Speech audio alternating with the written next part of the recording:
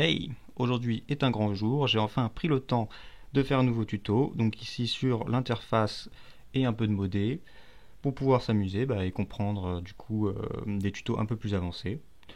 Et voilà, écoutez, ça part, hein. Alors si vous n'avez pas Blender, vous allez sur la page blender.org et vous téléchargez la dernière version de Blender ici. Vous venez d'ouvrir Blender et ce pop-up s'affiche. Les paramètres, on verra ça plus tard, on pourra changer ça dans les préférences. Ce qu'il faut savoir, c'est que si vous aviez une version précédente, vous pouvez charger vos paramètres en cliquant sur ce bouton-ci et les attribuer à cette nouvelle version. Et si vous êtes nouveau sur Blender, vous pouvez cliquer sur l'autre bouton et on se retrouve juste après. Ok, nous voilà enfin dans Blender et on peut voir son interface. Alors, à première vue, ça peut paraître un petit peu compliqué, mais on va y aller étape par étape. Dans un premier temps, on voit qu'il y a une en-tête, comme sur tous les logiciels de base. Donc on va retrouver les onglets classiques, fichiers, édition, fenêtre, aide. Le seul onglet qui va changer, c'est l'onglet rendu, donc render, qui va nous permettre de faire des rendus. Donc quand on fera des rendus lourds, c'est ici qu'on cliquera. Ensuite, on voit à droite qu'il y a des onglets avec des termes dedans. Donc ces onglets sont des fenêtres préprogrammées par Blender qui vont nous permettre d'avoir des interfaces déjà établies pour faire des travaux spécifiques. Donc, par exemple, si je veux faire de l'animation, je vais avoir un interface déjà fait qui va me permettre d'avoir un travail productif. Pareil pour shading ou UV editing. On va retourner dans Layout qui est notre fenêtre par défaut. Ensuite, on va avoir différentes zones qu'on peut voir ici dans cette partie. Je vais les appeler par le terme zone parce que ce sont des fenêtres dans la fenêtre qui nous permettent d'afficher certaines informations et on va voir qu'elles sont toutes modifiables et qu'on peut changer les informations qui sont dedans. Alors, si on commence par celle qui est tout en haut à droite, on va voir que c'est une fenêtre Outliner. Donc ici, en cliquant sur ce bouton, on peut avoir accès à toutes les fenêtres qu'on peut afficher dans cette zone. Donc on peut afficher une vue 3D ou par exemple le shader editor, mais nous pour l'instant c'est l'outliner. Voilà. Donc l'outliner, qu'est-ce que c'est? Ça va être une fenêtre qui va nous permettre d'organiser notre scène et d'y afficher tous les éléments qui y sont compris. Par exemple, j'ai un cube dans ma scène, et dans mon outliner, on peut voir que j'ai un cube. Donc on a une barre de recherche classique, on a d'autres petits boutons. Donc ce petit bouton ici, c'est pour créer une collection, donc comme créer un dossier dans Photoshop. Donc par exemple, si je veux créer un dossier, je clique sur le bouton, je renomme cube, et je glisse mon objet dans ce dossier. Voilà. Donc ici on va avoir des icônes qui vont nous permettre de faire certaines choses, donc notamment l'œil qui va nous permettre de cacher notre cube. Donc par exemple ici j'ai caché le dossier, donc si je veux cacher tous les objets qui sont dans le dossier plus rapidement plutôt que de les cacher un par un, je clique directement sur l'objet, sur l'œil du dossier. Et ici l'appareil photo va nous permettre de cacher l'objet lors d'un rendu, si je ne veux pas qu'il soit visible.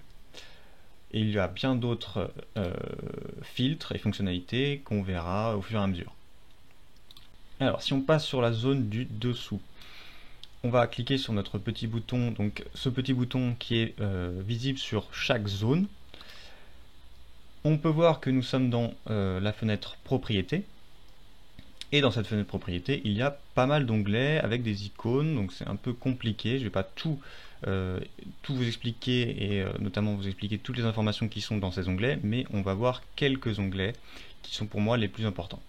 Donc ici on a les propriétés de rendu qui vont nous permettre de faire des petits changements et tout ça pour nos rendus.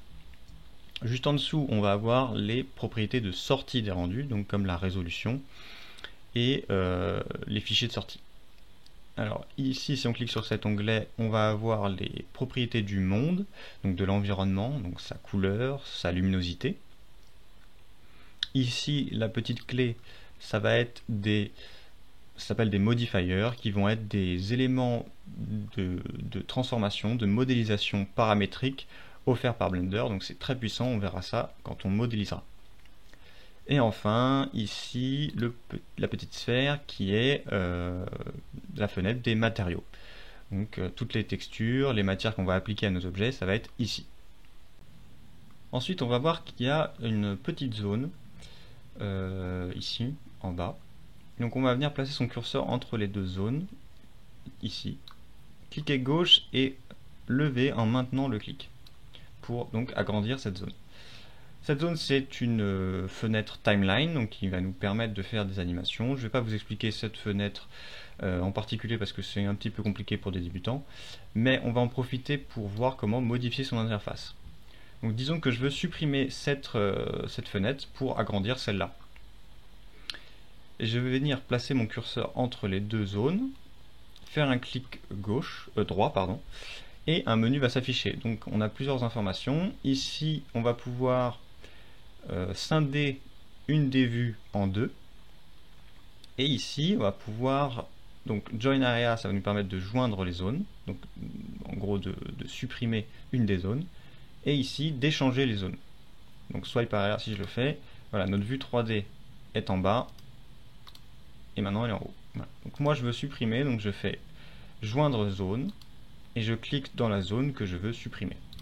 Voilà. On n'a plus notre timeline, on a une belle vue 3D qui est bien grande. Alors maintenant, disons que je veux que ma vue 3D soit scindée en deux, parce que je veux deux vues différentes. Voilà. Il y a deux possibilités, donc soit je vais venir sur un des bords de ma zone, cliquer droit comme on a vu tout à l'heure, et ça va m'afficher un menu. Donc je peux scinder verticalement ou horizontalement, moi je veux le scinder verticalement. Donc je viens placer mon curseur là où je veux qu'elle soit scindée et je valide en cliquant gauche. Voilà, j'ai deux zones, une vue de côté, une vue de dessus, c'est parfait. Je veux maintenant que ma vue de droite soit scindée horizontalement pour avoir une troisième vue. Donc on va voir la deuxième technique. Je peux venir dans un des coins de ma zone, donc n'importe quel coin. Je viens cliquer gauche en maintenant et en glissant vers le bas. Voilà. Ça me crée une nouvelle zone que je peux modifier. Tac. Donc maintenant, disons que je veux que ma zone de gauche ne m'affiche pas ma vue 3D, mais mon outliner, plutôt qu'ici en fait. Donc je vais venir préciser à Blender dans mon petit onglet d'afficher l'outliner. Voilà, je clique sur outliner, il m'affiche l'outliner parce que moi j'ai des grosses scènes, voilà, je travaille de ouf et j'ai plein d'objets dans ma scène. Donc mon outliner, j'ai besoin qu'il soit gros. Ici j'affiche ma vue 3D et là on est bien là. Là je suis bien. Sauf que voilà, j'ai fini de travailler, je ferme Blender et je réouvre le lendemain. Sauf que Blender, lui, il m'a recréé son interface par défaut. Ça m'embête un peu parce que j'ai pris du temps à créer mon interface personnalisée et il n'a pas sauvegardé. Donc une fois que vous avez créé votre interface et que vous souhaitez le rendre par défaut, vous faites Fichier, File, Default, et vous cliquez sur Save Startup File. En cliquant sur ce bouton, Blender va enregistrer toutes les informations que vous avez rentrées et les mettre par défaut. Donc ça, c'est super important si vous voulez garder votre interface. En bas, nous avons le pied de page. Le pied de page qui nous affiche la version de logiciel et des petites informations avec des souris. Donc ces informations sont des aides fournies par Blender qui peuvent vous servir si vous êtes débutant. Donc par exemple, j'appuie sur Maj pour faire une manip. Si j'appuie sur Maj, Blender va nous dire tu peux combiner l'appui de ta touche avec une combinaison de clics et obtenir une action particulière. Si par exemple j'appuie sur Maj, là il nous dit vous pouvez faire une vue panoramique en cliquant sur votre molette. Donc je clique sur la molette en maintenant Maj et je peux effectivement faire une vue panoramique. Donc, je vous conseille de regarder ces petites informations, ça peut être utile. Alors, petit bonus concernant l'interface, je suis d'avis de toujours s'approprier l'interface d'un logiciel qu'on veut apprendre parce que c'est plus simple, c'est plus marrant et c'est plus... bah,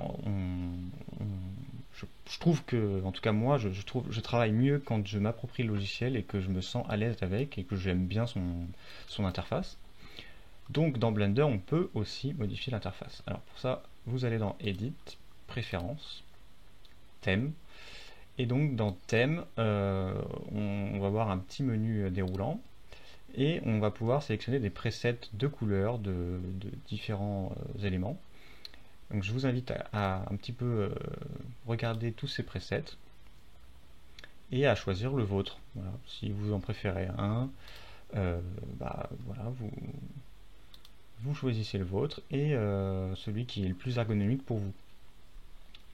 Donc moi je reviens sur Blender Dark et ensuite en dessous vous allez voir des petits onglets avec des couleurs et donc en fait on peut modifier toutes les informations une par une. Chaque couleur vous pouvez la choisir. S'il y a quelque chose qui vous défrise, une couleur que vous ne pouvez pas supporter, et bien vous la changez. Par exemple, si je veux que ma grille qui est derrière dans le fond, eh ben, le gris voilà, ça me défrise. Tout mon truc est gris mais là ça me défrise la grille. Et ben, je vais dans mon onglet 3D Viewport, je choisis Grid et je change la couleur. Donc par exemple je veux que moi je le veux vert, voilà, parce que le vert j'aime bien. Tac, voilà, ma grille est verte. Et j'oublie pas de faire un petit Save Preference pour que ça s'enregistre. Ou alors vous cochez Auto Save, comme ça c'est fait. Voilà. Je vais remettre en gris même parce que c'est quand même mieux. Voilà. Donc ça c'est cool. Donc je vous conseille de regarder un peu toutes les options et de vous faire votre propre interface. Cool. J'espère que vous avez des belles interfaces. Je veux des belles couleurs. Bon, vous n'avez pas trop mal à la tête? Parce qu'on attaque la vue 3D. Alors, la vue 3D, je vais aller assez vite sur la plupart des points. On verra un peu les fonctionnalités quand on commencera à modéliser. Mais rapidement, ici on va avoir une barre d'outils qui va nous permettre de déplacer et de modifier l'objet. Ici, ça va nous permettre de nous déplacer dans l'environnement 3D. Donc cette barre d'onglet va nous permettre de modifier des options, d'en ajouter, d'en enlever. Et tous les plugins qu'on va installer pour améliorer, pour ajouter des fonctionnalités à Blender, eh bien, vont s'afficher ici la plupart. On verra donc l'onglet Item tout à l'heure quand on commencera à modéliser. Mais en gros, c'est les informations de notre objet. Ici, on a des menus déroulants. Donc, ces menus déroulants vont nous permettre de cacher ou de dévoiler certains types d'objets. Donc, par exemple, les caméras, les lumières, sans qu'on ait besoin de tous les enlever une par une, les cacher une par une dans l'outliner. Donc ce petit bouton souris nous permet de rendre un objet non sélectionnable. Donc si par exemple un mesh, donc c'est un objet, si je clique ici, mon cube n'est plus sélectionnable. Voilà. Ces deux menus déroulants vont plus ou moins faire la même chose, sauf que ça va être plus au niveau de l'interface, ça va cacher plutôt des éléments d'interface.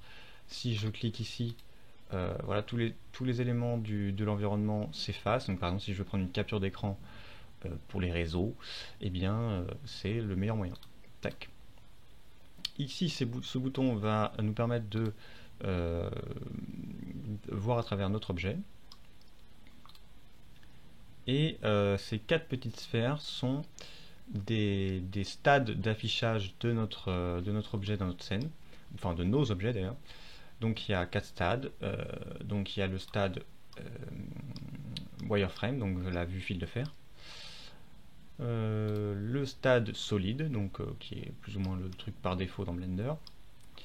Le stade material, si je dis pas de bêtises, material preview, donc où on va afficher, où Blender va nous afficher les matières de manière basique et les textures. Et ici le renderer, donc en mode rendu, dans le viewport, où on va avoir les matières, la lumière et les interactions entre ces deux éléments. Voilà. Donc je crois qu'on a fait le tour. On va commencer un petit peu à modifier le cube et je vais vous expliquer un peu les différents modes de modification dans Blender. Allez, c'est parti! Pardon. Alors, donc vous verrez que j'ai mis les touches du clavier et de la souris là, comme ça vous pouvez voir ce que je fais au cas où j'ai pas dit. Alors, ok, donc on va voir comment se déplacer dans la scène. Donc, pour ça, on va vouloir tourner autour de l'objet dans un premier temps.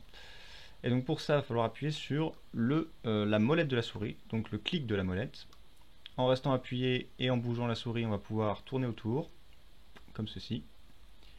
La vue panoramique, je vais appuyer sur Maj et le clic de la molette. En restant appuyé, je peux me déplacer sur un plan et recentrer mon objet. Pour zoomer, je fais rouler la molette d'avant en arrière. Clap, comme ça. Alors pour ceux qui n'ont pas de souris, dans le cas où, et qui souhaitent quand même faire de la 3D, même si je ne conseille pas, vous pouvez effectuer ces modifications de vue ici. Donc pour rotater, je ne sais pas si ça se dit rotater, mais vous avez compris. Autour de l'objet, c'est ici. Pour zoomer, c'est ici. Donc un clic gauche et en restant appuyé, on peut zoomer. Et pour la vue panoramique, c'est ici. La petite main. Les deux icônes du dessous, ça c'est pour faire la vue caméra. Moi j'ai pas de caméra. Et ici c'est pour changer la vue, donc de passer de perspective à orthographique. Orthographique, perspective. Orthographique, perspective. Voilà. Alors, maintenant on va voir comment déplacer ce cube enfin. Donc pour ça, ah non c'est pas tout à fait enfin, parce que pour ça il va falloir sélectionner le cube. Donc pour sélectionner le cube, il va falloir cliquer dessus. Donc moi c'est clic droit. Et vous, c'est probablement clic gauche. Alors, petite explication, à l'ancienne sur Blender, c'était clic droit. Voilà, c'était un peu bizarre, c'était le petit truc de Blender. Sauf que du coup, moi je me suis habitué, donc je le laisse. Et finalement, ils sont passés au clic gauche. Donc, toi c'est peut-être clic gauche, tu regardes. Et là, je t'ai tutoyé, je ne sais pas pourquoi. On va repasser au vouvoiement. Alors, si dans l'hypothèse, vous n'aimez pas le clic gauche ou que vous êtes en clic droit et que ça vous plaît pas, vous allez dans Edit, Préférences, Keymap et c'est ici l'option, vous pouvez donc sélectionner le côté que vous voulez et vous sauvegardez. Alors je sélectionne mon cube, un petit icône apparaît, cette icône apparaît parce que ici dans le barre d'outils j'ai l'icône sélectionnée. Donc je peux déplacer mon cube en appuyant sur G, je déplace mon cube dans l'espace et je peux le contraindre donc selon un axe particulier si jamais j'ai envie de le contraindre. Donc je veux le contraindre sur l'axe Z, j'appuie sur Z, tac, je peux appuyer sur X, Y, c'est beau. Si je veux annuler le mouvement là, si je veux pas le faire en fait, non je veux pas. Je fais clic droit et clic gauche pour valider. Donc j'ai Y, je valide. CTRL Z pour revenir en arrière.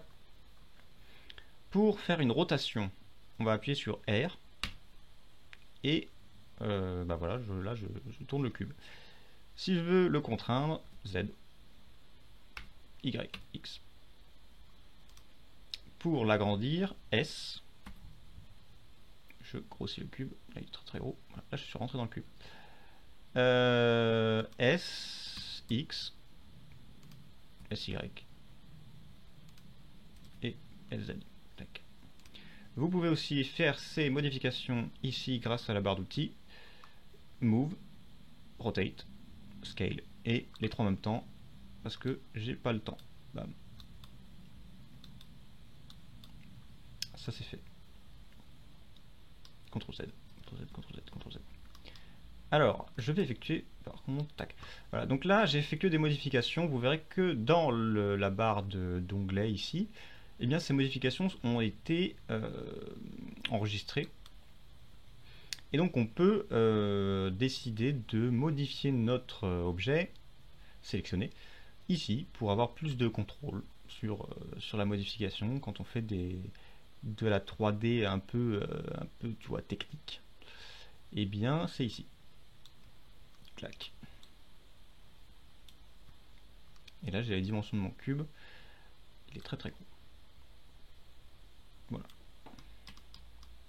Alors, on va voir maintenant comment le modifier dans sa forme intrinsèque, mais vraiment basique, hein, parce que c'est pas très intéressant sans contexte. Donc, je ferai un autre tuto peut-être où je vous dirigerai vers des tutos pour créer une forme un peu plus parlante.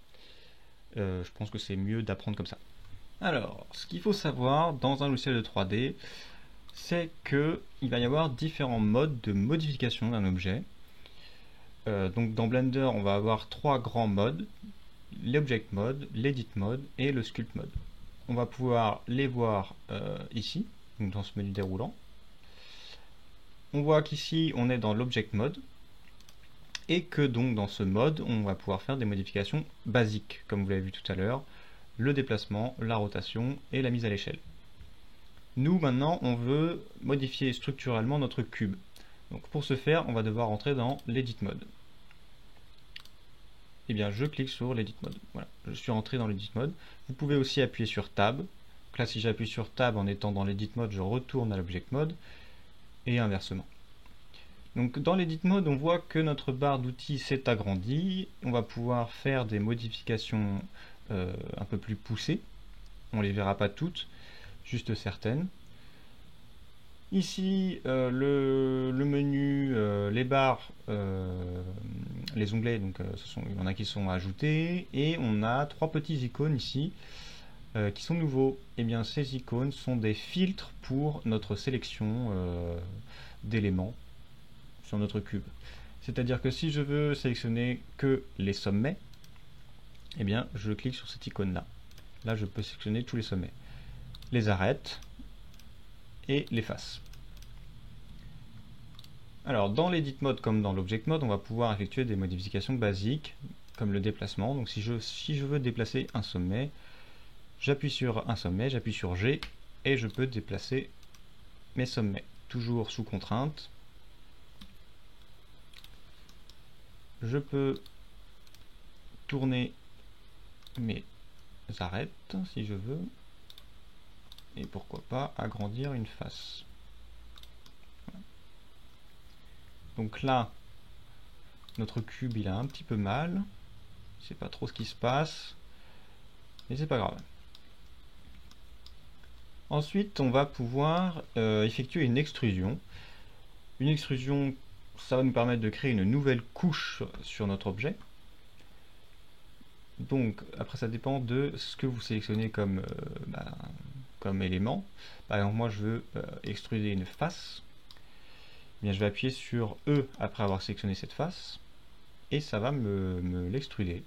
Voilà, ça va me créer une couche supplémentaire. Je peux le faire 2 fois. Ou 3 fois. Voilà. Ou encore 4, mais je le ferai pas parce que c'est bon, vous avez compris. Mais je peux le faire ici, tac. Je peux le faire sur des sommets ou sur des arêtes. Tac. Et voilà, sculpture, 10 000 balles. Donc pour les outils, ça va être principalement tout ce que je vais expliquer pour le moment. On va voir comment supprimer donc un élément. Par exemple, je veux supprimer une face. Celle-ci, par exemple, elle ne me plaît pas. Hop, j'appuie sur X après avoir sélectionné la face. On va avoir un menu, différentes façons de supprimer, les trois principaux, les sommets, les arêtes et les faces. Moi, je veux que ça soit la face. Tac. Mais je peux aussi supprimer un sommet. X, sommet. Tac. Voilà. C'est tout pour l'edit mode, en tout cas pour le moment. On va retourner dans l'object mode. On voit que notre objet est sélectionné. Et imaginons que je veux le copier. Je veux le copier parce qu'il est magnifique. Donc je vais faire Maj D quand il est sélectionné. Je peux en faire plusieurs. Là, je le contrains, quand je le copie, vous voyez que je le contrains à se déplacer d'un certain côté en me mettant du côté où je veux le contraindre et je clique sur la molette. Je peux décider de, une fois que je les ai copiés, je peux les supprimer, hein, parce que bon, j'en ai trop fait. Donc je les prends, je les supprime. Alors maintenant, là il n'y a plus rien dans la scène, donc du coup je crois que c'est la fin du tuto. Ouais, parce que là du coup, non, je déconne. On peut en créer un autre, on peut créer d'autres choses. Et pour ça, il faut aller dans Add. Add, ici, on peut créer plein d'éléments pour se faire plaisir. Et donc dans Mesh, on va avoir plein de primitives, ça s'appelle, donc des objets qui sont déjà créés par défaut par Blender, des formes géométriques. Et ici, on peut ramener notre cube à la vie. Tac. On peut aussi faire Maj A. On affiche le même menu, sauf que c'est le raccourci clavier, tu as vu, pour faire pro. Et bien tu peux, hop, un plan.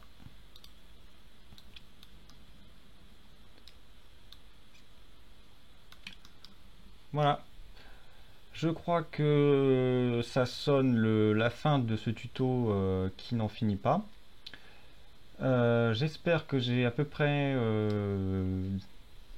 dit tout ce que je voulais et tout ce qui est important pour pouvoir s'amuser un peu quand on est débutant. J'ai sûrement oublié des choses.